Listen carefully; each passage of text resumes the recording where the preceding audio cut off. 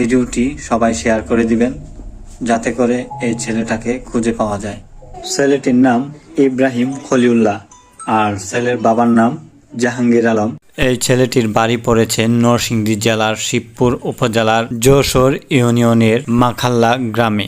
আপনার ছেলের পড়ানো কি কি আছিল? পরানো ছিল কালো প্যান্ট আর উপর হয়েছে ভিতরে হচ্ছে সাদা শার্ট, কালো সিক্স আর উপর হয়েছে টিয়া কালারের মানে ফুল গেঞ্জি কালারে আর আপনার কথা বলতে পারে? ভুল বলতে পারে, বলতে পারে। হ্যাঁ, ব্রেন একটু সমস্যা। ব্রেনে কিরকম সমস্যা? মানে এমনি খিচুনি রোগ আছিল, মানে রোগটা উঠলে হ্যাঁ ও বলে করে থাকতো আর মানে গেলে গায়ে হ্যাঁ সুস্থ থাকতো।